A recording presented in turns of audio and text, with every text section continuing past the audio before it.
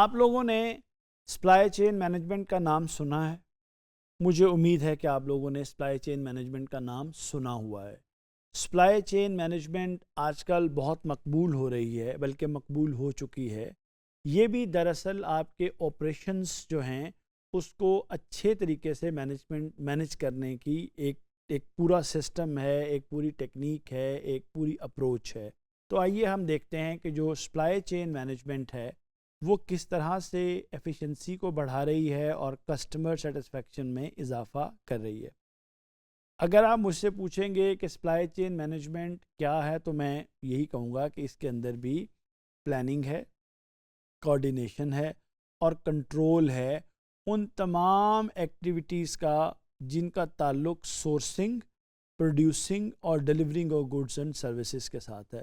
Raw material سے لے کر فائنل کسٹمر تک جو کچھ ہوتا ہے اس کو اگر ایک خاص جڑے ہوئے طریقے کے ساتھ انٹر کنیکٹڈ سسٹم میں دیکھیں تو اس کو ہم سپلائی چین کا نام دیتے ہیں. آپ مجھ سے پوچھیں گے کہ اس سے پہلے جتنی بھی باتیں ہم نے آپریشنز کے بارے میں کی ہیں اس میں بھی تو یہ سب کچھ تھا. بالکل اس کے اندر یہ سب کچھ تھا. اور جو سپلائی چین مینجمنٹ ہے یہ آپریشنز مینجمنٹ کی ہی ایک اپروچ ہے، ایک ٹیکنیک ہے. اور آج کل کو جو زمانہ ہے، مارکیٹ ہے، وہ آپ سب لوگ جانتے ہیں کمپیٹیٹیو ہے. اس لیے کمپنیز کو اپنی کاسٹ ریڈیوس کرنے کے لیے، اپنی ایفیشنسی، سپیڈ اور کسٹمر سیٹسفیکشن بڑھانے کے لیے سپلائی چین مینجمنٹ جو ہے اس کو استعمال کرنا پڑتا ہے. آپ کے ذہن میں ایک سوال آتا ہوگا کہ ذرا تفصیل سے یہ سمجھنا چاہیے کہ یہ سپلائی چین مینجمنٹ کیا چیز ہے. تو آئیے دیکھتے ہیں کہ جو سپلائی چین مینجمنٹ ہے اس کے اندر کیا کچھ شامل ہوتا ہے. تو دیکھیے سپلائی چین مینجمنٹ میں پروکیورمنٹ ہے، یعنی چیزوں کو، را مٹیریلز کو پروکیور کرنا، ان کو حاصل کرنا، ان کو خریدنا ہے. اس کے اندر مینوفیکچرنگ ہے. پھر جو آپ کے ریسورس پروکیورمنٹ ہے اس کو استعمال کر کے مینوفیکچر کرنا ہے. پھر اس کے اندر ٹرانسپورٹیشن شامل ہے کہ اپنی جو پروڈکشن آپ نے کر لی ہے اس کو اب آپ نے ٹرانسپورٹ کرنا ہے. پھر اس کے اندر ویئر ہاؤسنگ ہے، جو بڑے پیمانے پر پروڈکشن آ گئی ہے اس کو اب آپ نے سٹور کرنا ہے. پھر اس کے اندر آپ کی انوینٹری کنٹرول ہے. اس کے ساتھ ساتھ آپ کی آرڈر فلفلمنٹ ہے.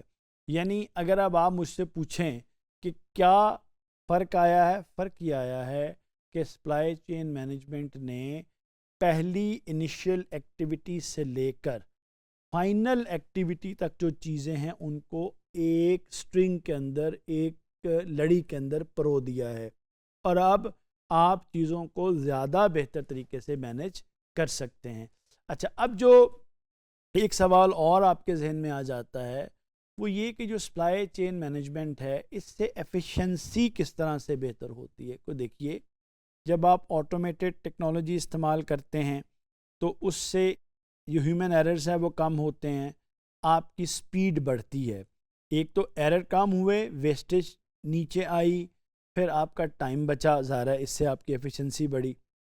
جسٹ ان ٹائم سسٹم ہے، اس سے آپ کی انوینٹری کاسٹ نیچے آ جاتی ہے اور آپ کی گڈس اس وقت ریسیو ہوتی ہیں جب اس کی ضرورت ہے. آپ کی سٹوریج کاسٹ کم ہو جاتی ہے. پھر آپ کی فورکاسٹنگ آن ڈیمانڈ پلاننگ کی وجہ سے آپ کی اوور پروڈکشن اور جو آپ کی انڈر پروڈکشن ہے وہ کم ہو جاتی ہے. سینٹرلائزڈ ویئر ہاؤسنگ ہونے کی وجہ سے آپ کی ڈلیوری سپیڈ بڑھ جاتی ہے اور ڈپلیکیشن کنٹرول ہو جاتی ہے. سپلائر انٹیگریشن کی وجہ سے آپ کے بہتر ریلیشن شپس بھی بنتے ہیں اور سپلائی کی موومنٹ بھی اسٹرانگ، یعنی آپ کی تیز ہو جاتی ہے. پھر آپ کی ایفیشینٹ لاجسٹکس اور لین انوینٹری ہے. آپ کا جو ڈلیوری ٹائم ہے وہ کم ہو جاتا ہے، آپ کی جو فیول کاسٹ ہے وہ کم ہو جاتی ہے، ویسٹ آپ کے کم ہو جاتے ہیں اور آپ کی جو ٹرن اوور ہے وہ ایک حوالے سے اگر آپ دیکھیں تو وہ امپروو ہو جاتا ہے.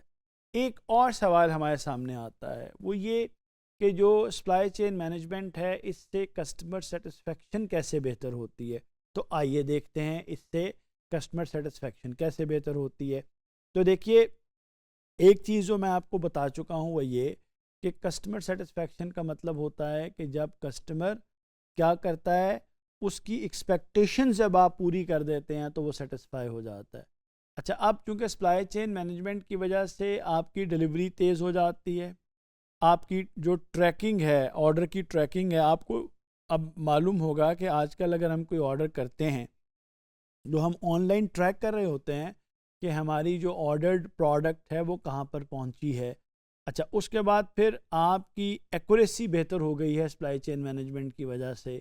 پھر آپ کی جو ریٹرن پروسیس ہے چیزوں کا وہ فلیکسیبل ہے. اچھا، پھر آپ کی جو پروڈکٹ کی اویلیبلٹی ہے اور اس کی کاسٹ ایفیشنسی بہتر ہو گئی ہے. ان چیزوں کے بہتر ہونے کی وجہ سے آپ کہہ سکتے ہیں کہ کسٹمر سیٹسفیکشن میں اضافہ ہوا ہے. اچھا، اب ہم تھوڑا آگے بڑھ کے دیکھتے ہیں کہ جو ماڈرن زمانہ ہے اس میں سپلائی چین مینجمنٹ نے کس طرح اس میں بدلاؤ آئے گا یا بدلاؤ آیا ہے.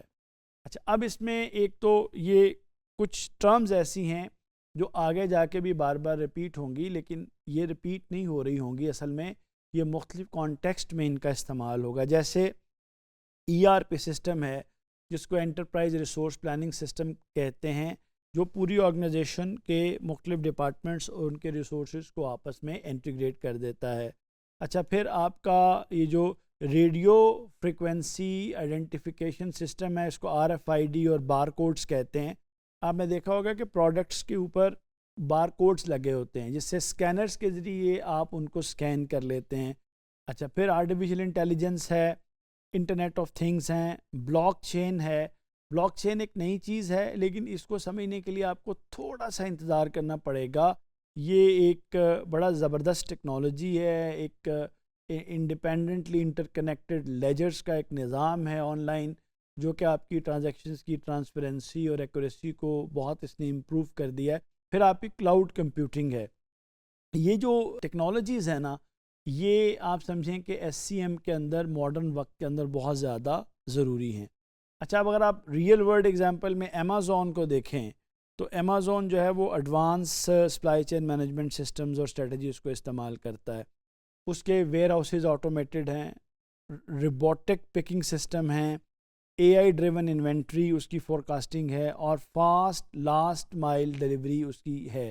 یعنی ان سب چیزوں کو استعمال کر کے امیزون جو ہے اس نے اپنے اس ایڈوانس سپلائی چین سسٹم کی وجہ سے دنیا بھر میں نہ صرف اپنے کسٹمرز کو سیٹسفائی کیا ہے بلکہ اس نے اور بہت ساری جو کامیابیاں ہیں وہ حاصل کی ہیں. امید ہے کہ آپ کو اس سیریز میں یہ بات کلیئر ہوئی ہوگی کہ جو بزنس کا فنکشن آپریشنز اور پروڈکشن مینجمنٹ ہے وہ کس طرح سے کام کرتا ہے. بہت شکریہ.